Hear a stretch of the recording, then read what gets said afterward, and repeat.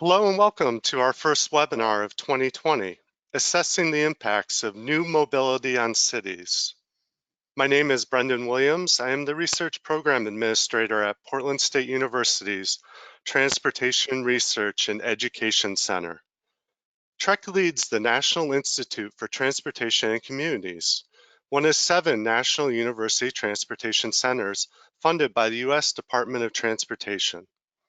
NITC consortium members are the University of Arizona, University of Oregon, University of Utah, University of Texas at Arlington, and Oregon Institute of Technology. NITC's research priority is improving mobility of people and goods to build strong communities. It is our goal to provide you with usable research results. We appreciate your feedback. Our speakers today are Becky Steckler and Rebecca Lewis. Becky is the Program Director for the Urbanism Next Center at the University of Oregon. She manages and conducts technical research on the secondary impacts of emerging technologies, autonomous vehicles, the sharing economy, and e-commerce, on land use, urban design, building design, transportation, and real estate, and the implications of these changes on equity, health and safety, the economy, the environment, and governance. Becky is a member of the Oregon Legislative Task Force on Autonomous Vehicles that will make recommendations to the Oregon Legislature on enabling legislation for autonomous vehicles, and is a member of the Santa Monica 2050 Advisory Board. Rebecca is an Associate Professor in Planning, Public Policy, and Management at the University of Oregon, the co-director of research for the Institute of Policy Research and Engagement, and the director of the Community and Regional Planning Graduate Program. She studies state land use policy, transportation finance, the sharing economy, and housing affordability in rural areas. Rebecca formerly served as the research director for Sustainable Cities Institute and Urbanism Next. She coordinated interdisciplinary faculty to address issues related to livability, new mobility, autonomous vehicles, and e-commerce. Our upcoming webinars, on February 11th, we will have a webinar presented by Dr. Reed Ewing and Sadegh Sabori from the University of Utah on their recently completed NITC project, New Travel Demand Modeling for Our Evolving Mobility Landscape. On March 17th, we'll have a webinar presented by Drs. Jandel Crutchfeld and Kate Hune from the University of Texas at Arlington on their recently completed project, When Growth Outpaces Infrastructure. A brief overview of the webinar. Becky and Rebecca will present for about 40 minutes. During their presentation, please submit your questions via the GoToWebinar control panel.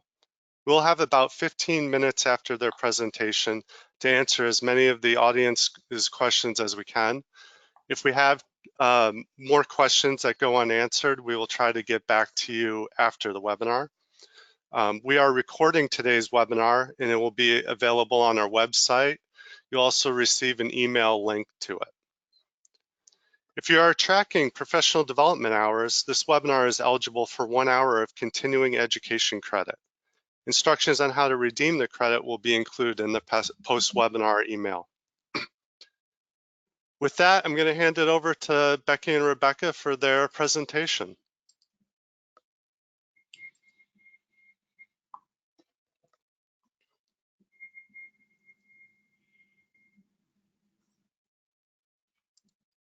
All right, thank you so much. This is Becky Steckler, Program Director for Urbanism Next, and with me is Rebecca. Hi. And we're both with Urbanism Next Center here at the University of Oregon. And if you've been following kind of how emerging technologies are changing cities and transportation, then you might be aware of some of the work that Urbanism Next does. But we focus not so much on the technology itself, but really we're thinking about how our smartphones and computers are changing how people and goods move. So we're looking at those drivers of change, such as autonomous vehicles, especially when that service really hits the ground. Also e-commerce and urban delivery. And then finally, all those new mobility services like transportation network companies, Uber and Lyft, e-scooters, microtransit, and other types of modes that are really start to change the conversation about how people and goods are moving. And again, we're not so much interested in the technology, but really what does that do to our cities and city form and the built environment. And so just real briefly, I want to talk about some of the impacts that we're really starting to anticipate or see on the ground. So a lot of you know there's a lot of Uber and Lyft rides, over 4.2 billion trips in 2018. The first year that e-scooters were introduced, over 38 million rides, and that is more rides than we've had on bike share systems around the country. And of course, that was just in the very first year. And then finally, Waymo and other companies are testing level 4 automation. So this is where nobody needs to be in the front seat actually driving, though most of the tests do have someone that's in the front seat. Not only that, but Waymo, Google's autonomous vehicle arm, ordered 82,000 vehicles, which they're outfitting with the autonomous technology, which anticipates a more widespread deployment. So a lot of changes are happening in the passenger side. Again, a lot of changes are also happening on the e-commerce side. That's estimated that about 16 billion packages were delivered in 2018, and that means and this is just in the US, about 118 packages per household, or about 1 every 3 days. So we're seeing a lot of changes to how goods are moving, as well as restaurant delivery and grocery delivery.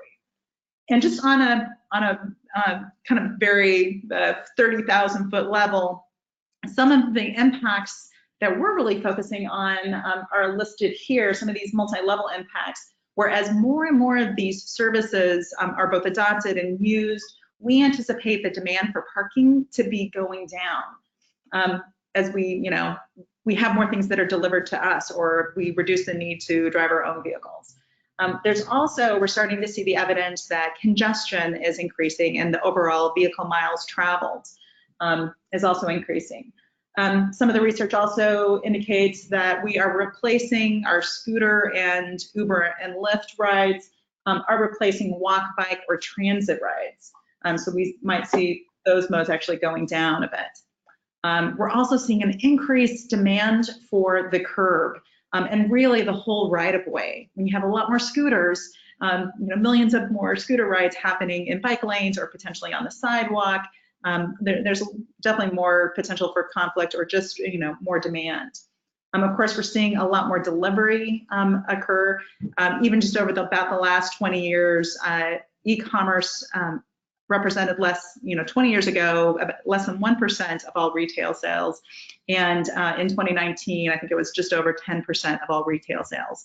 And that growth is expected to continue. And I wanted to talk a little bit too, just about trends in retail overall. One place where there's still strength is in that experiential retail, as opposed to, say, big box, which has really struggled, and we've seen quite a few bankruptcies over the last several years. So with that, I just want to emphasize, cities around the country and really around the world understand that these emerging technologies are really impacting their cities, and they need to adapt and respond and be prepared. And so that's kind of the environment that started this particular research project. So I'll pick it up from here to talk about our methods. So this project was interesting in the sense that we combined the Sustainable City Year program at the University of Oregon with the professional staff at Urbanism Next to work with the cities of Eugene and Gresham to focus on how these issues that Becky is discussing might impact smaller mid-sized cities. So Eugene and Gresham, Gresham is around 100,000 in population, Eugene is around 160,000 in population. Both are much smaller than the cities that have been the leaders in the space. And we wanted to work with these cities to understand how their current policies were prepared for potential impacts, and come up with some policy solutions to address some of the challenges we saw. So there are three primary tenets to our approach. One of those was doing workshops with city staff. We did a kickoff workshop in October of 2018 when the project started with city staff in Eugene and Gresham, ranging from the police department and fire department to city planners and urban designers. And so tried to work across silos to think about these issues and how they might affect a broad range of disciplines. We did a workshop in February where we reported on some of the content analysis that we did in our policy scan that I'll talk about next.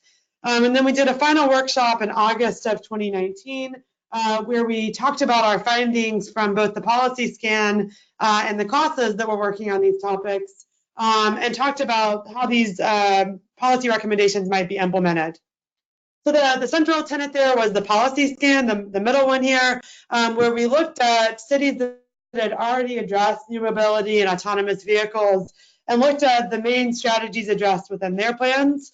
We looked at 10 cities there, came up with a list that we then did content analysis of comprehensive plans, strategic plans, transportation systems plans, climate plans, and economic plans within the cities in Gresham, cities of Eugene and Gresham, to understand whether those cities were prepared for some of these impacts.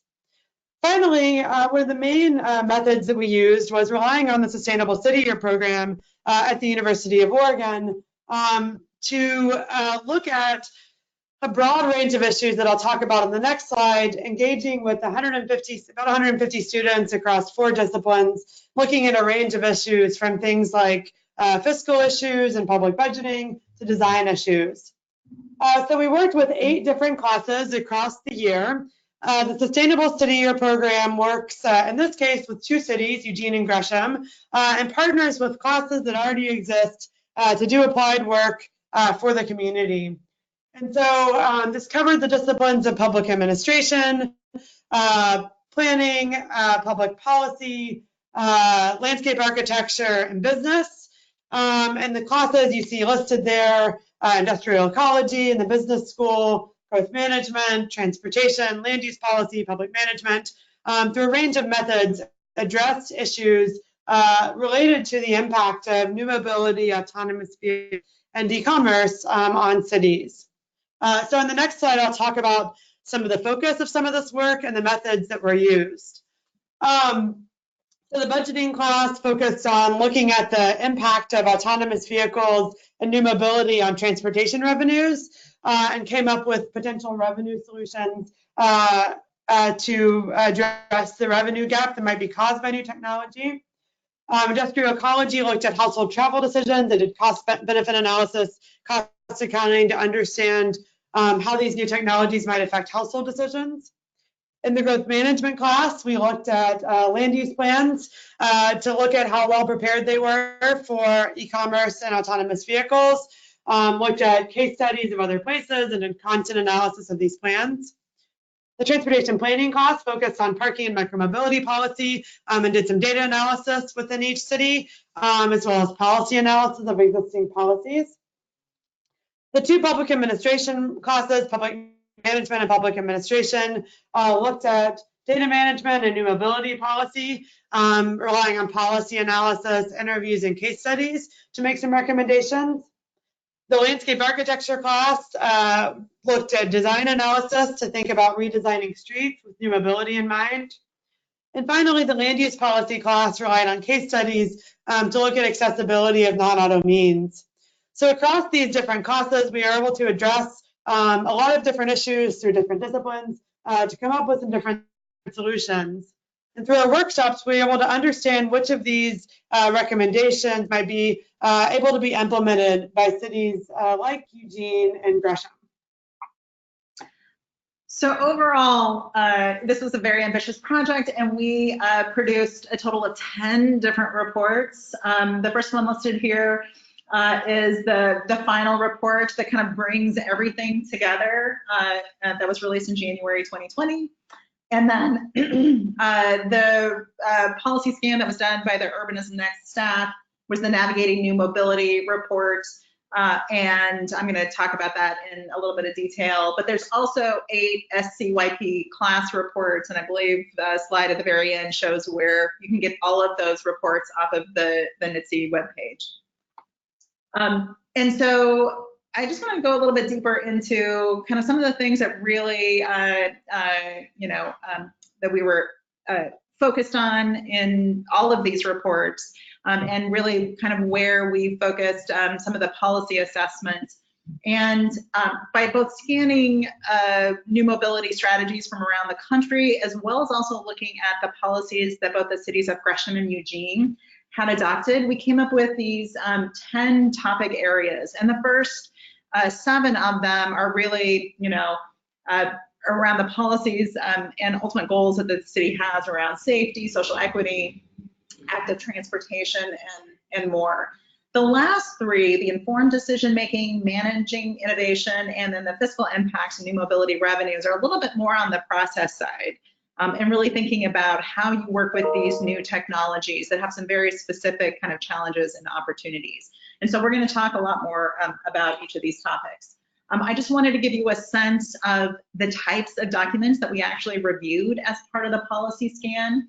The city of Gresham was primarily those 3 plans: the transportation system plan, active transportation plan, and the comprehensive plan. The city of Eugene actually had quite a few more. They've adopted an action plan for Vision Zero. They were in the process of updating their climate and energy action plan. The last one was adopted in 2010. And they're hoping to, I think they might even have a draft by this point. So there was a lot more policy information, I would say, probably for the city of Eugene, but both Gresham and Eugene have a very strong policy case for thinking about new mobility services and e-commerce services that are coming in. And one of the things we did that you can see in the report, we actually listed all of those policies that were supportive. And as you can probably imagine, there's really quite a few, especially when it comes to safety and moving people and goods. They both had active transportation plans, so thinking about pedestrians and bikes. The next thing we did is we actually looked at, and this is an example of the types of things that we found, really opportunities in the 2 cities where they had existing policies, but a small amendments would make them more relevant for new mobility or e-commerce policies. So, for example, we saw some examples in the city of Portland and the city of, I think it was Victoria in Canada, where those 2 cities had actually prioritized active transportation to both improve health, to reduce greenhouse gas emissions. But they said, we are going to prioritize pedestrians and then bicyclists, and then I think it's transit after that. And they kind of go on and on, where the lowest priority is the single occupancy vehicle or potentially the no occupancy vehicle. So some cities are really starting to prioritize in that way. Also, I think there's some opportunities. They talked about freight, but usually that conversation around freight is long haul or doesn't quite envision the delivery that we're actually seeing on the streets. So there's some opportunities there, just with some small amendments to make it more relevant. We also saw quite a few, well, actually, we saw some important places where there were gaps, where their existing policies were totally silent. One of those, probably a good example, is around equity. Where now a lot of the policies around new mobility services, and especially, e-scooters is a good example, where some cities, when e-scooters come in, they tend to cluster, where companies tend to cluster is in the densest locations, often in downtown, but that's not always where lower income people live. And so if they want to make sure that everyone has access to the service, then they sometimes require you have to put those vehicles in our lower income neighborhoods. And so thinking about the geography, thinking about pricing, who has smartphone access, do you have a credit card or not? Is there a cash option? Things like that. So, and here's just a few of the other kinds of gaps that we identified for both Gresham and Eugene specifically that they're going to want to consider as they're adopting policies.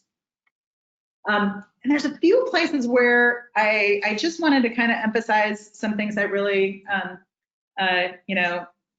was really stuck out to me as we were putting these reports together. And I think it was the ecology class, so it's a mix of different kinds of students, but quite a few business students. And they did talk about, that bias for known transportation modes, and it highlighted the challenges of introducing a service that people had never used before. And that, if you haven't used that service, or there was a bias towards assuming that it was going to be unsafe, or that it was going to take longer or be more confusing, when that might not necessarily be the case. And so the students definitely, highlighted that, that there's a real challenge with the introduction of these new services.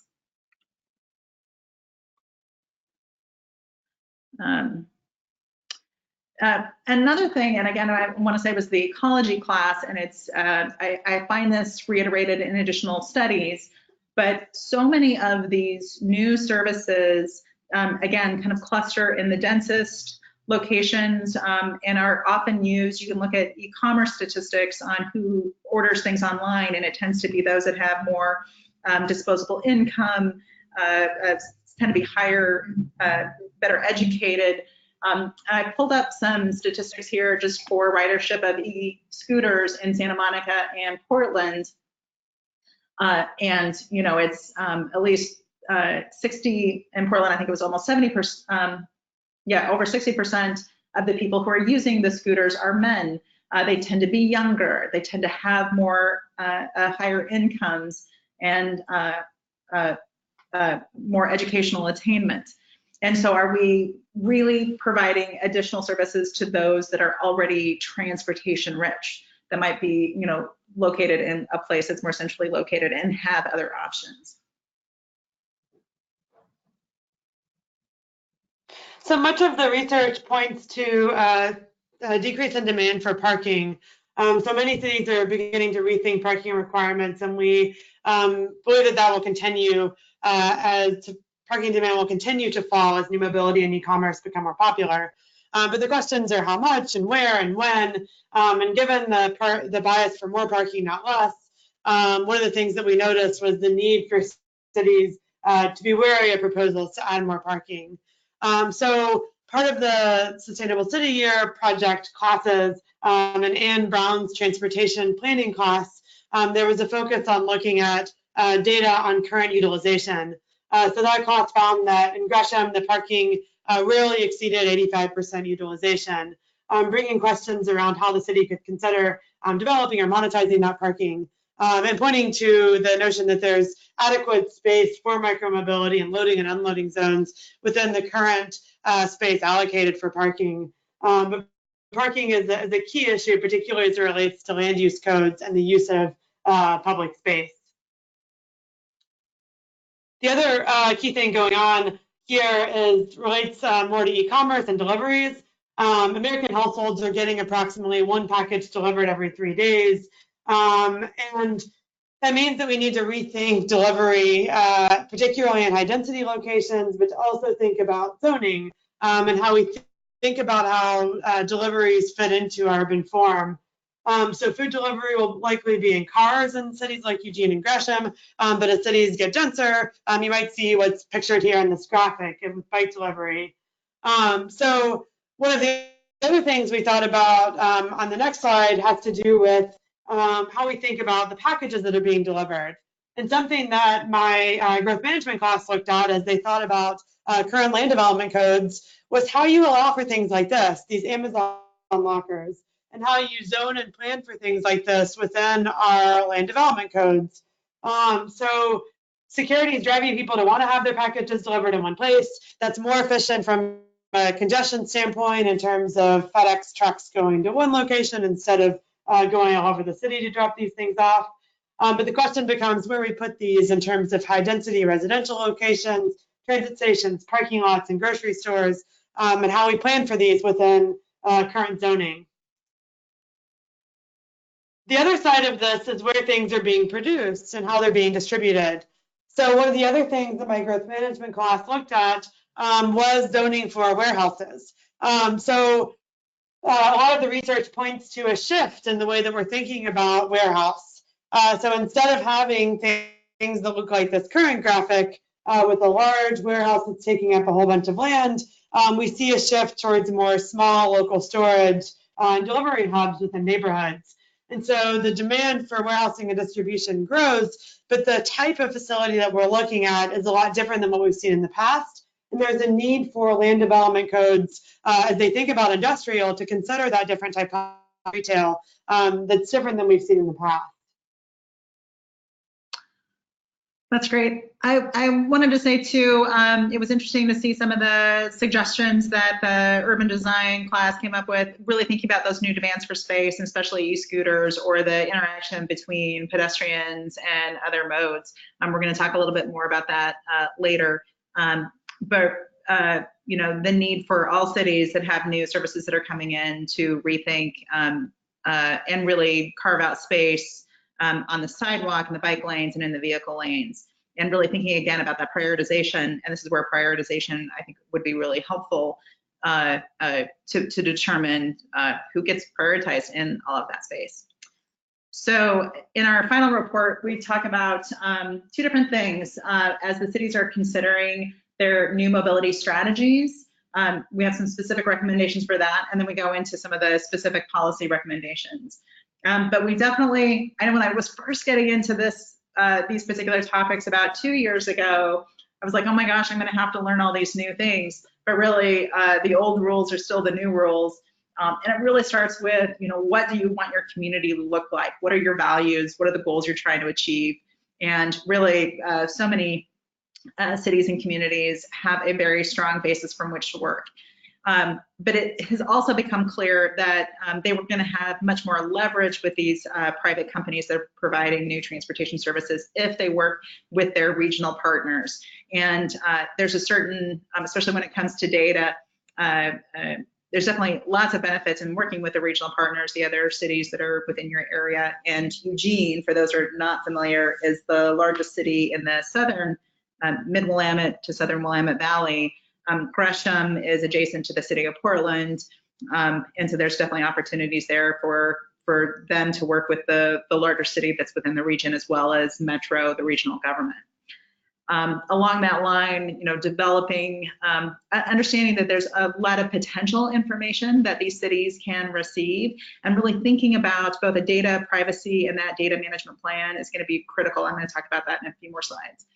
And this is such a fast-moving area, and services are coming and services are going, and being able to understand what the impact of all that is. It's really important to continue to track the research and the other efforts to understand what are some best practices and just what are we learning from all the pilots that are happening around the country. And then finally, just really the importance of continuing to bring along decision makers and the public about all of these impacts. So real quickly, we're going to run through just those 10 topic areas. And definitely safety is one of those places that are really important. Again, City of Eugene has a Vision Zero, and Gresham talks about safety in its transportation system plan. So really ensuring and holding these new mobility services and companies to standards that make residents more safe, not less so, I think is really, really critical for them to ensure. And I think they do as well. And also thinking about some of the urban design standards, the urban design students in that class really envisioned the densest places in the cities as places that are predominantly pedestrian oriented and easy for bikes and transit to get around. And so to do that, again, safety is just critical to reduce conflicts between those different modes. And so they had some specific recommendations along those lines. When it comes to equity, I would say one of the best kind of frameworks or folks that are really thinking about this is the Green Lining Institute, and they've come up with their equitable mobility framework listed here that really looks at, you know, are the services increasing access to mobility, is it reducing air pollution, and is it enhancing economic opportunity? The industrial ecology students definitely found that high-income individuals benefit the most from new mobility services, but those services become cost prohibitive as families move below the area median income.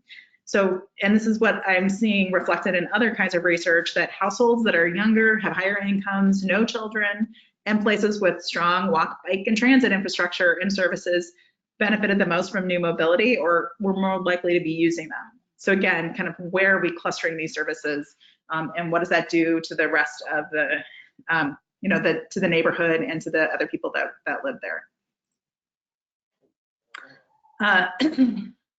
Along those lines, again, is really thinking about, you know, what are the safety and health impacts, and the potential for, again, kind of prioritizing those modes that, you know, make people healthier by walking and biking, and reducing conflicts. So along these lines, both a variety of the different student classes in our research really started to think about and to make some specific recommendations around repurposing existing parking, especially on-street parking for other modes or other uses, carving out more space, and prioritizing those active transportation modes, not those that are for single occupancy vehicles, you know, really building out and protecting those specific spaces. And related to that, and sort of complementary, a lot of the research on transportation network companies and autonomous vehicles is projecting this huge increase in vehicle miles traveled and congestion. And one of the ways to reduce vehicle miles traveled and congestion is to promote active transportation modes, as Becky was just mentioning. Another way is by promoting sharing within the vehicles that are there. And particularly my budgeting class focused on ways to monetize some of these impacts, and ways to generate transportation revenues through congestion pricing and through pricing vehicle miles traveled, as opposed to pricing gasoline consumption as we currently do. But it's really important to give consideration to how we're using our public right-of-way and the impacts that these new technologies might have on congestion and vehicle miles traveled. Something I will come back to later on is that this is one of those policies that requires a regional approach, and we'll talk about that more towards the end. You know, we've alluded to a number of the right-of-way design and management issues, and so I don't want to belabor this too much, but definitely a city that has clear goals around walking and pedestrians has a way to evaluate the policies, regulations, and programming of new mobility services. So I guess I just want to emphasize this again.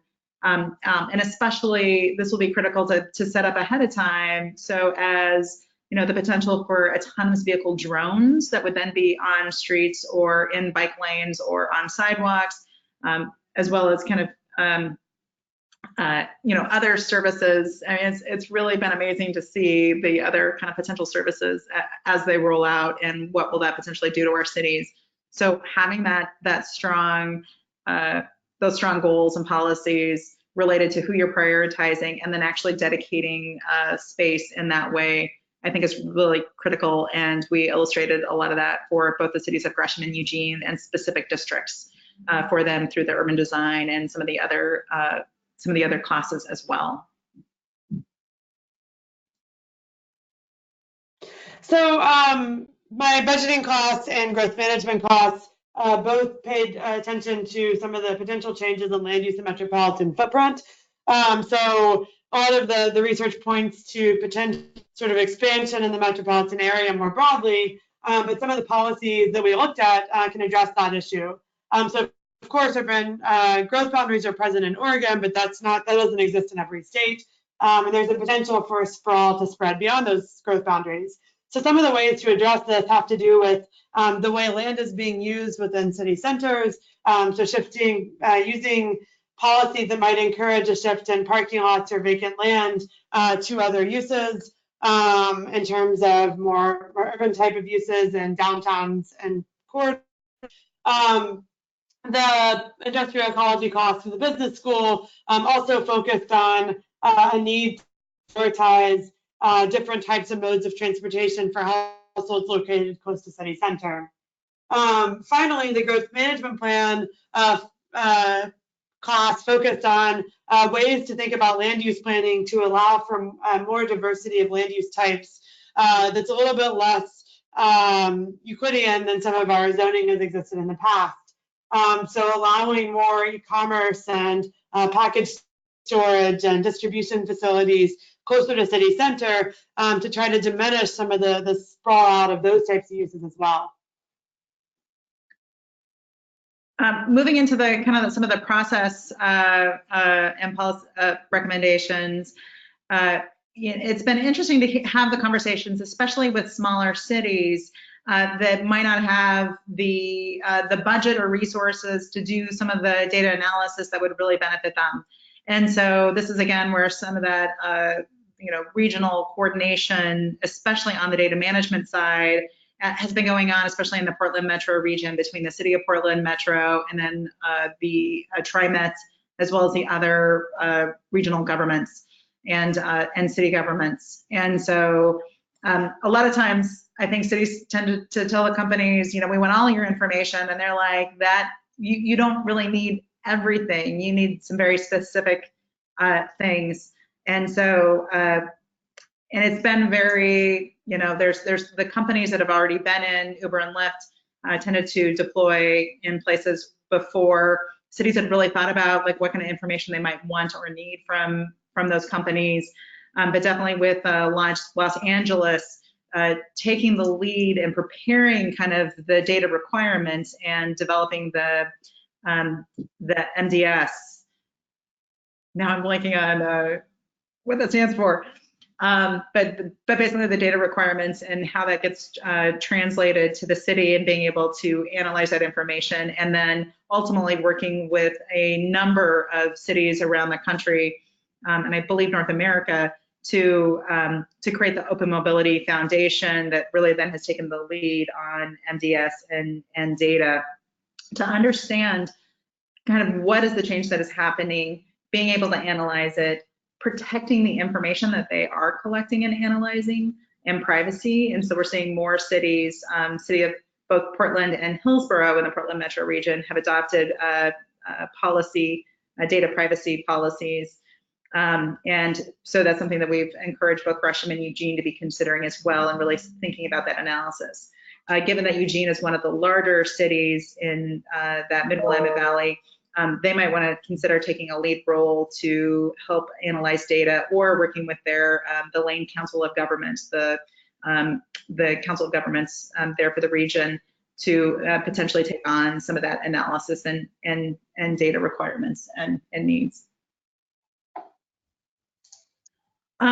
That again, so many cities have both struggled and overcome in different areas or for different services or different modes, just all the change that's happening, not just the introduction, but then also sometimes the abrupt ending of a service or a company operating in an area. And so the cities themselves have, done a variety of things, everything from, creating pilot projects, especially for e-scooter deployments, to just offering processing through permits and allowing companies to operate within their cities. And so there continues to be efforts to really innovate and being able to operate on timescales that are different than I think government historically has been able to move at. Companies want to move a lot faster, and cities are really kind of struggling to keep up. So we're seeing, and we highlighted some of the kind of more innovative ways that some of the cities are trying to manage that innovation. There's some great work being done in Los Angeles out of the Office of Extraordinary Innovation, as well as other places that are really rethinking as a permit the right process to use. Should they be thinking about franchise agreements? Should they be, actually just saying, we're going to partner and to do an RFP or an RFQ to bring the services in? Like, what's the correct or appropriate partnership relationship between the public agencies and the private companies? And so there's a real rethinking and a lot of experimentation in this area, and I think it still remains to be seen what will really shake out. So my budgeting classes I've mentioned focused on thinking about how Eugene and Gresham currently fund transportation, and how sources like gas tax, licensing, registration might be impacted by autonomous vehicles and new mobility. And so the students came up with dozens of options to fund transportation But to sort of synthesize that into some key points, it's important for cities to charge and require fees to develop the internal capacity to manage new mobility programs.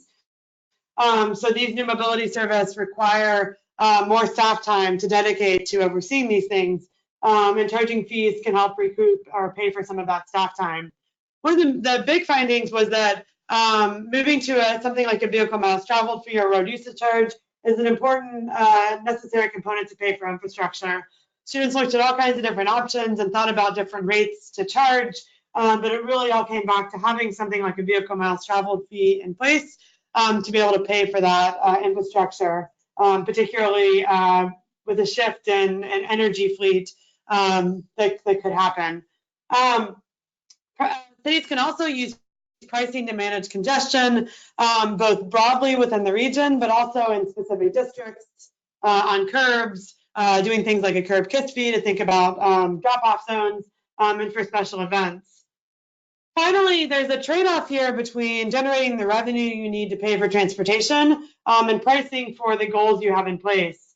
And so the students had some really interesting nuances of looking at ways that equity and climate goals can be embedded within the conversation to try to think about how those things are prioritized while also generating revenue for transportation.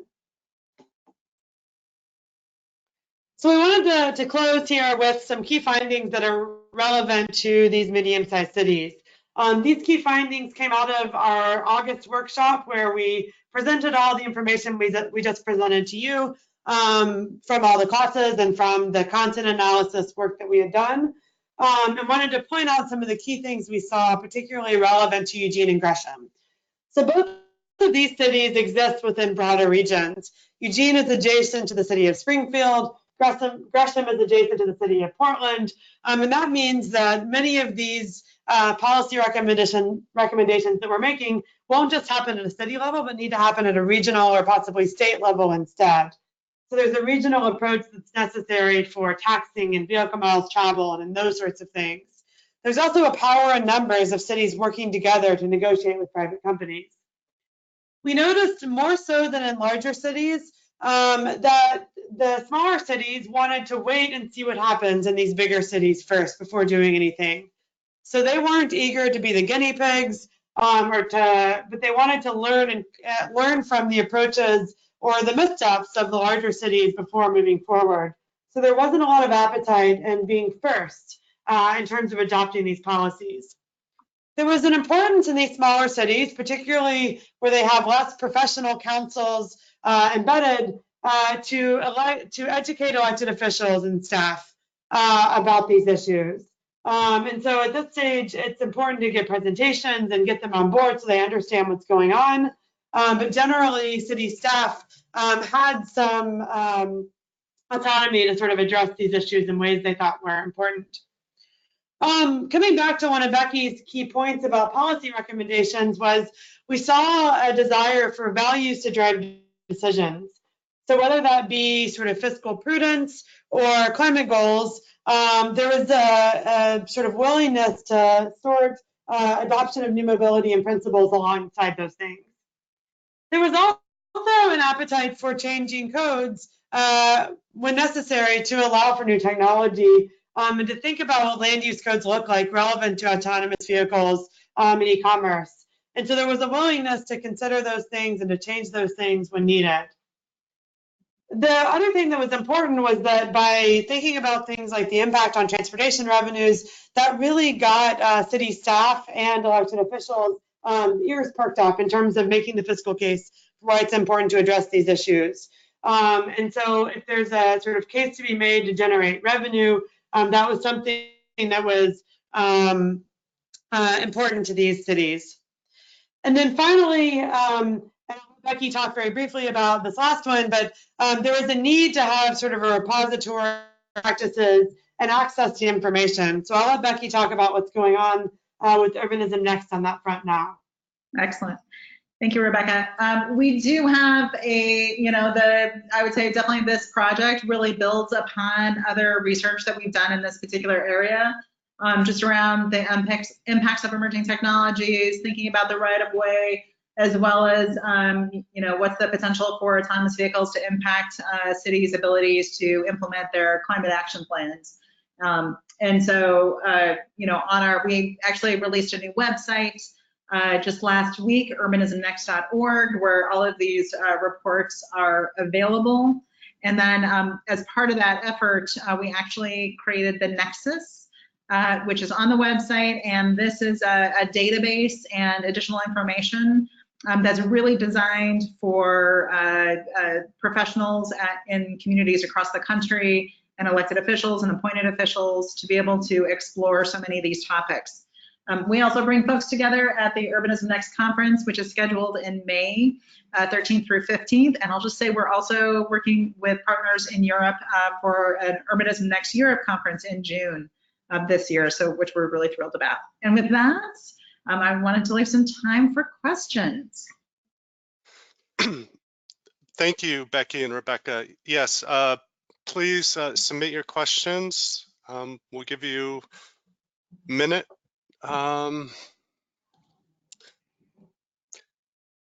Becky and Rebecca, I was wondering if you could just maybe explain a little bit more about how practitioners can use the Nexus that you mentioned. Absolutely. So we have created the Nexus, and it's based on the Urbanism Next framework. And so we think about those drivers of change, that we're talking about: autonomous vehicles, new mobility, e-commerce, and urban delivery. And then really think about that in relationship to land use, urban design, building design, transportation, and real estate. And then really it's, what are the implications of those changes in those different areas for health and safety, equity, the environment, and the economy, and ultimately what can cities do? So we're really trying to collect information on all those different topics and areas. And then we have a lot of information about pilot projects or other, other evaluations and potentially pinpointing planning and other kinds of documents that cities are actually using. So when you want to go and look and see kind of what is some of the newest thinking or some of the best practices, you can go to the website and actually find that information. So it's definitely kind of that curated information. Great. So I think that relates well with our first question here, which is how can a state DOT explore new mobility? I'll take that. And part of it is I literally have just been reviewing proposals from around the country for the conference, and was aware that there's a guidebook that's coming out from the federal government on how departments of transportation, state DOTs, can think about new mobility. And so I know there's additional guidance that's coming out. And so kind of depending on specifically which area you're really looking at, I think there's some states that are doing some really innovative and new work. A number of states, and I'm most familiar with the West Coast states, Washington, Oregon, and California, have been doing a lot about thinking about autonomous vehicles. And I know quite a few other states have as well. But even others are really starting to think about what are the impacts, especially of freight, on the statewide transportation system. And others. We got a really interesting proposal from the state of Utah, and I know the state of Oregon is thinking about the pricing. So this would definitely be, I guess I would encourage them again to go to the Nexus and to look up some of those policies that are at the state level. Might be a great place to start to do some exploring. And I'd say on the financing side, it's super important. So we were looking at Eugene and Gresham's transportation revenues, and we actually did the same work for Tiger, Tualatin, and Portland the year before. And of course, most cities and counties have pass-through that comes from the state. And states' transportation revenue options are predominantly gas tax, registration fees, licensing, and all of those things are potentially at risk with the adoption of autonomous vehicles and potentially new mobility as well.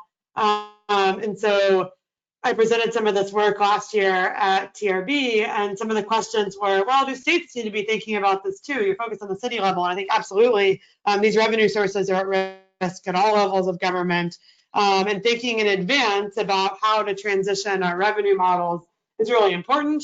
I think that states like Oregon that has the Origo program, which is the road user charge, is moving in that direction so that you're sort of starting to test out these things and get them in place to smooth the transition from gas tax. Great. So we definitely talked about emerging technologies and their potential, but there's a question about whether you can sort of identify or suggest which one has or which have the greatest potential to change our cities in the near, mid, and long term.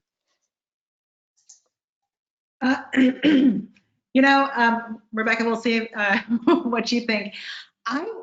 I was in Detroit for the first time, back in end of November or around November.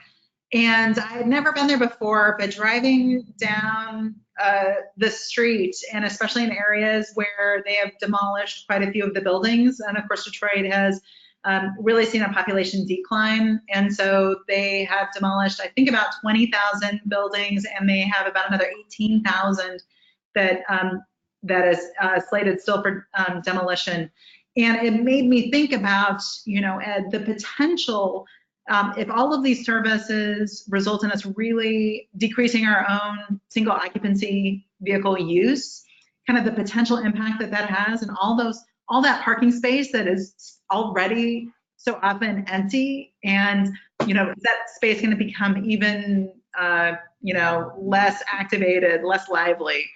And so, and really going through Detroit, I'm like, are more and more communities going to kind of be like this, where everything is really spread out? And are we going to have to think about, what do you do? How do you redevelop those, large surface parking lots? What do you think about, parking structures? This isn't a new topic, but it seems like, you put all of these different services together, especially the urban delivery where things are coming to us, or we're taking Uber and Lyft, and the potential of really having fewer people kind of out on the street.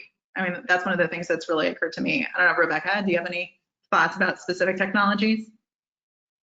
No, I think I'll stop there because I know we have a few more questions to go through. I think you did a good job with that.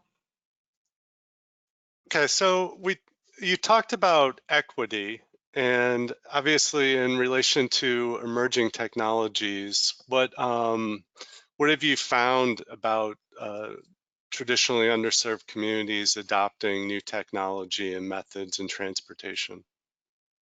Rebecca, again, I'd love to take this. I know that Arizona State University has been doing some really great work, I believe definitely in North America, but I believe around the world, working with folks on kind of autonomous vehicles, and especially in lower income communities, and how you have that conversation, which kind of harkens back to the challenges. You go and you ask someone, hey, you have transportation challenges, and I'm asking about autonomous vehicles, and they're like, that's a luxury good I'm never going to have, or I don't anticipate having.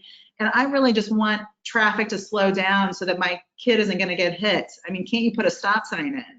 And so real kind of disconnect between the immediate transportation need that folks often have and kind of what this new mobility service provides. But that said, a real importance of getting those voices into the conversation as these new services are being deployed. Excuse me. And so the work at Arizona State University, I was really impressed.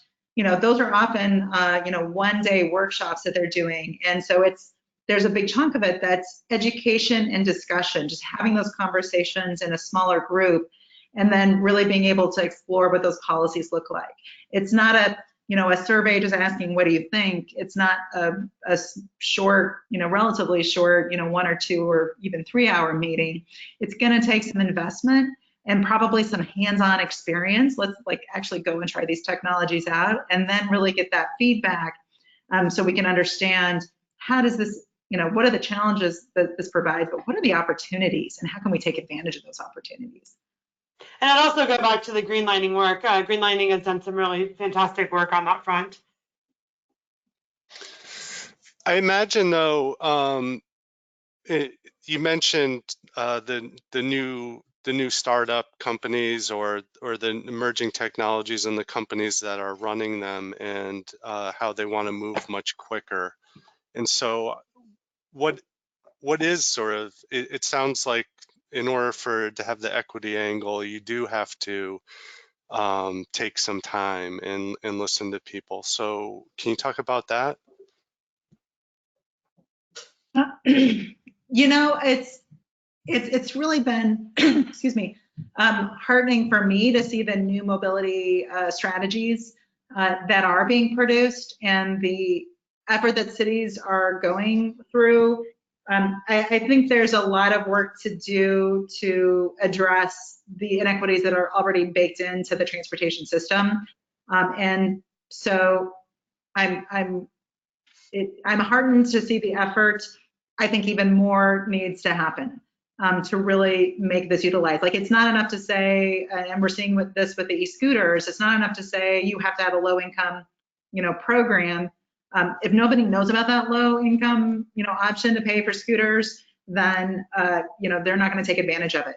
And there's a real question too about, we're making scooters really pay kind of their full freight and then some, but are we subsidizing, or, if we're really trying to address some equity issues, should we be subsidizing those? You see that with like TNC partnerships with transit agencies that are trying to get to that first, last, 1 or 3 miles, and trying to build into transit, and often those programs are subsidized. So what's subsidized and what's not? Where, again, kind of coming back to where are our values and how are we really realizing them with the regulations that we're putting in place? Great. We have another question. Is there any work by cities, counties, or states exploring prioritization of single occupant vehicle travel lanes for new mobility beyond the typical HOV, HOT? Do you think they meant to say high occupant vehicle travel lanes instead of single? Sure. Either way, I think there's been some design work done in the landscape architecture class that sort of started thinking about prototypes of that. I've seen lots of that being adopted so far, but more sort of thinking about the future. Definitely, I just saw the second half of your question. There's definitely been a lot of design work, and we have some resources on our website that look at some of those design issues. Becky, I don't know if you are familiar with anything happening sort of in a plan. I mean, the other things is, the emphasis on so many cities that are really trying to think about, those shared vehicles and the challenges of getting people to share, and you're seeing with the Uber shared rides or Lyft, there's not a lot of use of that because I think people are really sensitive to the time factor, and that the price break that you get for sharing the ride hasn't been quite enough to really get more people to do it. And I think you need a certain density to be able to make that really work. So in some ways, seeing some of the, really the most efficient way of moving people is on transit and high capacity transit. And so, the emphasis on, bus only lanes or even light rail, things that get those vehicles out of the congestion and can move them, more reliably and faster are probably where we're going to see the biggest bangs for our buck. So, or things that get people out of those single occupancy vehicles. So, if it makes sense to move traffic by encouraging more bike share and e-scooters or electric bike share, I think there's some real potential there. Great. All right. Thank you to the audience for joining us today. Thanks so much again to Becky and Rebecca for sharing their work.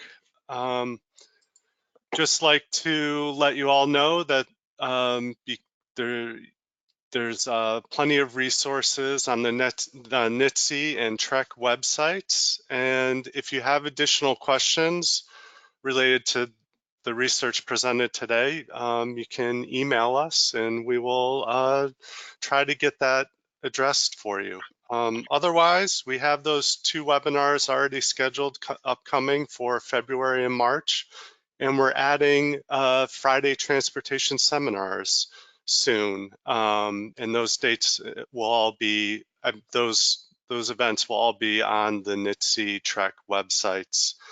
So thank you, and I hope you attend another one of our events soon.